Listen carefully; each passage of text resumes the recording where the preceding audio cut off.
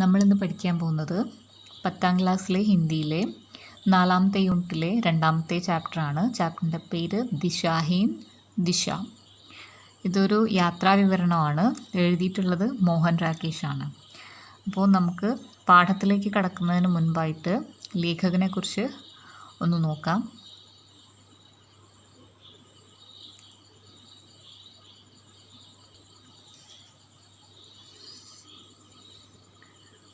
मोहन राकेश, जन्म 8 जनवरी 1925 अमृतसर पंजाब, मृत्यु 3 जनवरी 1972.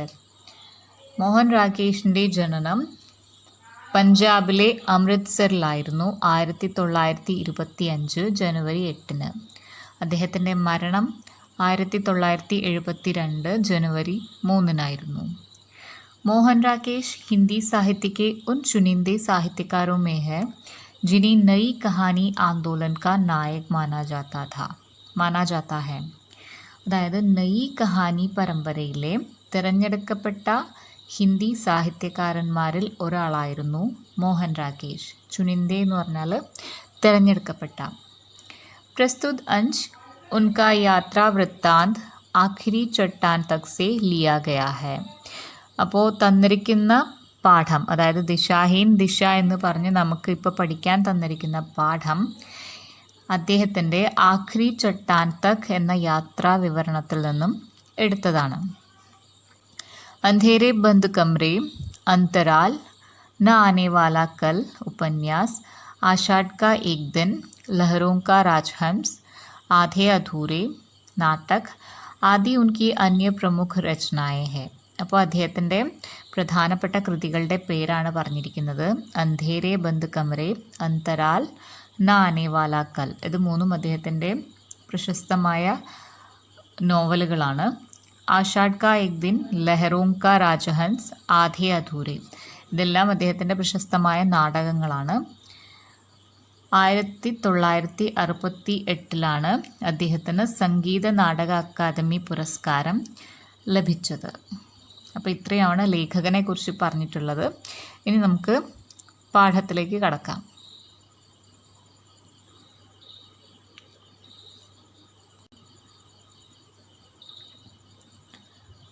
നമ്മുടെ പാഠത്തിൻ്റെ പേര് ദിശാഹീൻ ദിശ എന്നാണ്. അതായത് ലക്ഷ്യമില്ലാത്ത ദിശ.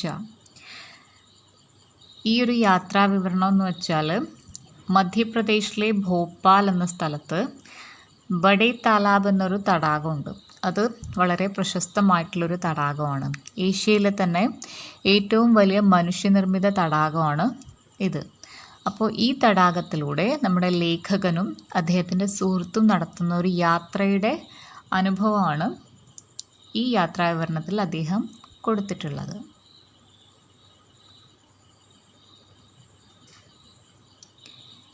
घर में चलते समय मन में यात्रा की कोई बनी हुई रूपरेखा नहीं थी. അതായത് വീട്ടിൽ പോകുന്ന സമയത്ത് മനസ്സിൽ യാത്രയെക്കുറിച്ചിട്ട് ഒരു രൂപരേഖയും ഇല്ലായിരുന്നു. ബസ് എക് അസ്ഥിരത ഹി ഥി ജോ മുझे अंदर से धकेल रही थी. മറിച്ച് എൻ്റെ മനസ്സിലൊരു അസ്ഥിരത മാത്രമാണ് ഉണ്ടായിരുന്നത്. ജോ മുझे अंदर से धकेल रही थी. അതെന്നെ ഉള്ളിൽ നിന്നും തള്ളിക്കൊണ്ടിരുന്നു. समुद्र तट के प्रति मन में एक ऐसा आकर्षण था कि मेरे यात्रा की कल्पना में समुद्र का विस्तार अनायास ही आ जाता था. समुद्र तट के प्रति അതായത് കടൽ തീരത്തോട് മന്മേ ഏക് ऐसा ആകർഷൺ ഥാ, അതിനോട് എൻ്റെ മനസ്സിലൊരു പ്രത്യേക ആകർഷണമുണ്ടായിരുന്നു. അതുകൊണ്ട് തന്നെ മേരി യാത്രാക്കി കൽപ്പനാമേ, ഞാൻ എൻ്റെ യാത്രയെക്കുറിച്ച് ചിന്തിക്കുമ്പോൾ തന്നെ സമുദ്ര കാ വിസ്താർ അനായാസ് ഹി ആ ജാത്താ ഥാ, സമുദ്രത്തിൻ്റെ ആ വിസ്താരമാണ് അനായാസം എൻ്റെ മനസ്സിലേക്ക് കടന്നു വന്നിരുന്നത്.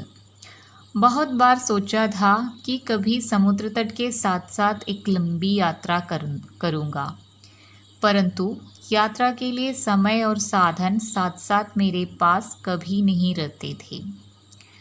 അപ്പോൾ ബഹുത് ബാർ സോച്ചാ ഥാ, ഒരുപാട് തവണ ചിന്തിച്ചിരുന്നു. कि कभी समुद्र तट के साथ साथ एक लंबी യാത്ര करूँगा. അദ്ദേഹം ഒരുപാട് തവണ ചിന്തിച്ചിരുന്ന ഒരു കാര്യമാണ് സമുദ്രതീരത്തുകൂടെ അതിനോട് ചേർന്ന് ഒരു നീണ്ട യാത്ര ചെയ്യണമെന്നുള്ളത്. परंतु പക്ഷേ यात्रा के लिए समय और साधन साथ साथ मेरे पास कभी नहीं रहते थे. അദ്ദേഹം അങ്ങനെ ചെയ്യാതിരിക്കാനുള്ള കാരണം യാത്രയ്ക്ക് വേണ്ടിയിട്ടുള്ള സമയവും സാധനവും ഒരേ സമയം എൻ്റെ കയ്യിൽ ഉണ്ടായിരുന്നില്ല. उन दिनों नौकरी छोड़ दी थी और पास में कुछ पैसे भी थे. അപ്പോൾ അതായത് ഈ യാത്ര ചെയ്യാൻ അദ്ദേഹം ഉദ്ദേശിക്കുന്ന സമയത്തിൻ്റെ പ്രത്യേകത എന്താണെന്ന് വെച്ചാൽ ഉൻ ദിനു നോക്കരി ചോട് ദി ഥി. അദ്ദേഹത്തിൻ്റെ ജോലി ഉപേക്ഷിച്ചിരുന്നു. നോക്കരി എന്ന് പറഞ്ഞാൽ ജോലി, ചോട് ദി എന്ന് പറഞ്ഞാൽ ഉപേക്ഷിച്ചു. അദ്ദേഹത്തിൻ്റെ ജോലി ഉപേക്ഷിച്ചു. അതുകൊണ്ട് തന്നെ അദ്ദേഹത്തിന് സമയമുണ്ട്. ഓർ പാസ്മേ കുച്ച് പൈസേ ഭീ ദേ.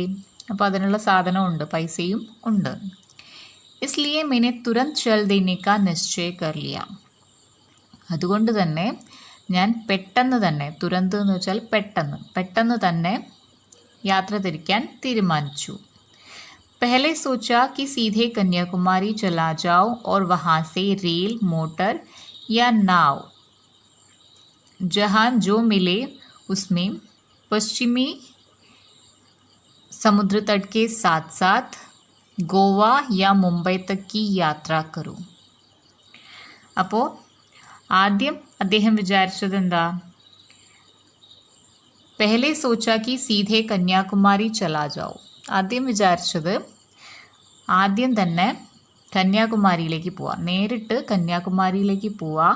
പിന്നെ അവിടെ നിന്ന് ട്രെയിനിലോ ബസ്സിലോ അല്ലെങ്കിൽ തോണിയിലോ ജഹാ ജോ മിലെ, അവിടെ എന്താണോ കിട്ടുന്നത് അതിൽ കയറിയിട്ട് പശ്ചിമി സമുദ്ര തട്ട് के साथ साथ गोवा या बम्बई की यात्रा करूँ.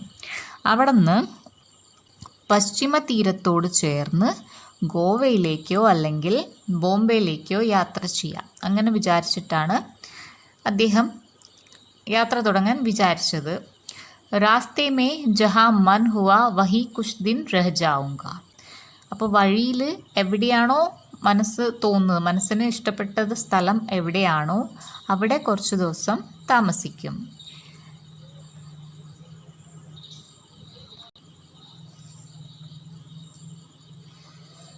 शिमला में हमारे स्कूल में कई लोग दक्षिण भारत के थे.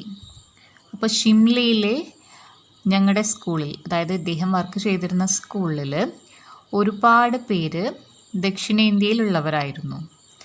उनमें से एक ने कहा था कि रहने के लिए कन्नूर बहुत अच्छी जगह है.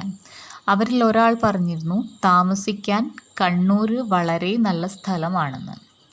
एक और का कहना था कि मैं एक बार कोल्लम पहुंच जाऊं तो वहां से और कहीं जाने को मेरा मन नहीं होगा. മറ്റൊരാൾ പറഞ്ഞത് കൊല്ലത്ത് എത്തിയാൽ പിന്നെ എനിക്ക് അവിടെ നിന്ന് വേറെ എങ്ങോട്ടും പോവാൻ തോന്നില്ല എന്നാണ് മറ്റൊരാൾ പറഞ്ഞത്. दिल्ली में एक मित्र ने कहा था कि पश्चिमी समुद्र तट पर गोवा से सुंदर दूसरी जगह नहीं है. ഇപ്പോൾ ദില്ലിയിലെ എൻ്റെ മറ്റൊരു സുഹൃത്ത് പറഞ്ഞത് പശ്ചിമ സമുദ്ര തീരത്തിൽ ഗോവയേക്കാളും സുന്ദരമായിട്ടുള്ള മറ്റൊരു സ്ഥലം ഇല്ലെന്നാണ്. വഹാ ഖുല സമുദ്ര തട്ട് ഹെ. അവിടെ തുറസായിട്ടുള്ള സമുദ്ര തീരമാണ്. एक आदिम स्पर्श के लिए प्राकृतिक रमणीयता है और सबसे बड़ी बात यह है कि जीवन बहुत सस्ता है. അവിടുത്തെ ഒരു പ്രകൃതി സൗന്ദര്യം എന്ന് പറഞ്ഞാൽ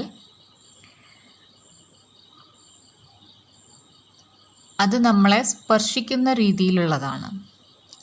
പിന്നെ സബ്സെ ബഡി ബാത്ത്, ഏറ്റവും വലിയ കാര്യം എന്താണെന്ന് വെച്ചാൽ ജീവൻ ബഹുത് സസ്ത ഹെ. അവിടുത്തെ ജീവിതം വളരെ ചിലവ് കുറഞ്ഞതാണ്. സസ്ത എന്ന് പറഞ്ഞാൽ ചിലവ് കുറഞ്ഞത്.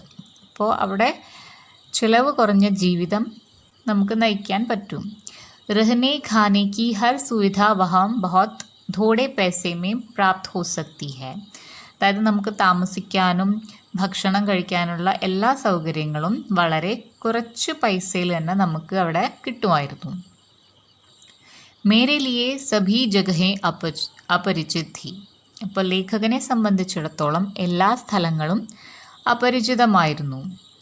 ഇസ്ലിയെ മുझे സഭി മേ ആകർഷൻ ലഗ് രഹാ ഥാ. അതുകൊണ്ട് തന്നെ അദ്ദേഹത്തിന് എല്ലാ സ്ഥലങ്ങളും ആകർഷണീയമായി തന്നെ തോന്നി. കൊച്ചിൻ, കണ്ണൂർ, മാംഗ്ലൂർ, ഗോവ, ആലപ്പി കെ ബാക്ക് വാട്ടേഴ്സ് ഓർ നീലഗിരി കി പഹാഡിയ. അദ്ദേഹത്തിന് കൊച്ചിനും കണ്ണൂരും മാംഗ്ലൂരും ഗോവയും അതുപോലെ തന്നെ ആലപ്പുഴയിലെ ബാക്ക് വാട്ടറും നീലഗിരിയിലെ പഹാഡികളും അതായത് കുന്നുകളും പർവ്വതങ്ങളും എല്ലാം അദ്ദേഹത്തിന് വളരെ ആകർഷണീയമായി തോന്നി. സബ്കെ പ്രതി മേരെ മൻ മേ ഏക് സി ആത്മീയത ജാഗ്തി ഥി. ഈ പറഞ്ഞ എല്ലാത്തിനോടും അദ്ദേഹത്തിൻ്റെ മനസ്സിൽ ഒരുപോലെയുള്ള ഒരു ആത്മബന്ധമാണ് ഉണ്ടായത്. ജैसे कि मेरा उन सब स्थानों से कभी का घनिष्ठ संबंध रहा हो. എപ്പോഴോ ഈ പറഞ്ഞ സ്ഥലങ്ങളുമായിട്ട് അദ്ദേഹത്തിന് ഒരു ദൃഢമായ ബന്ധം ഉണ്ടായിരുന്നു എന്ന രീതിയിൽ അദ്ദേഹത്തിന് എല്ലാത്തിനോടും ഒരു പ്രത്യേക ആത്മബന്ധം തോന്നി.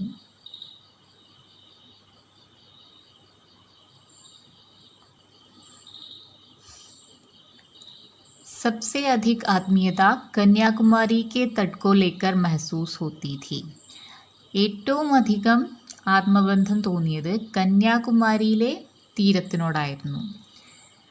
परंतु एक घने शहर की छोटी सी तंग गली में पैदा हुए व्यक्ति के लिए उस विस्तार के प्रति ऐसी आत्मीयता का अनुभव करने का आधार क्या हो सकता है? केवल विपरीत का आकर्षण. അപ്പോൾ അദ്ദേഹത്തിന് ഏറ്റവും കൂടുതൽ ആത്മബന്ധം തോന്നിയത് കന്യാകുമാരിയോടാണ്.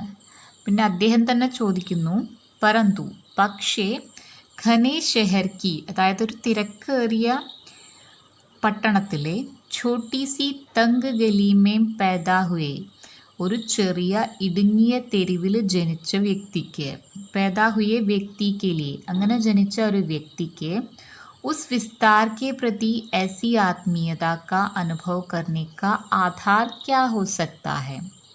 അങ്ങനെ ഇടുങ്ങിയ ഒരു തെരുവിൽ ജനിച്ച വ്യക്തിക്ക് വിശാലതയോട് ഇത്രയും ആത്മബന്ധം തോന്നാൻ കാരണം എന്തായിരിക്കാം?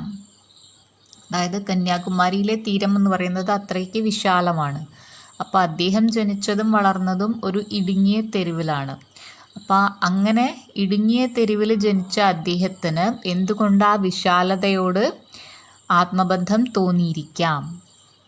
കേവൽ വിപരീത് കാ ആകർഷൺ അതൊരു വിപരീതത്തിൻ്റെ ആകർഷണം മാത്രമാണോ? അതായത് ഇടുങ്ങിയതിലായിരുന്നു അദ്ദേഹം ജനിച്ചത്, അതുകൊണ്ട് തന്നെ വിശാലമായതിനോട് അങ്ങനെ തോന്നിയ ആ ഒരു വിപരീതം എന്നുള്ള ആ ഒരു ബന്ധത്തിൽ തോന്നിയ ആകർഷണം ആയിരുന്നോ?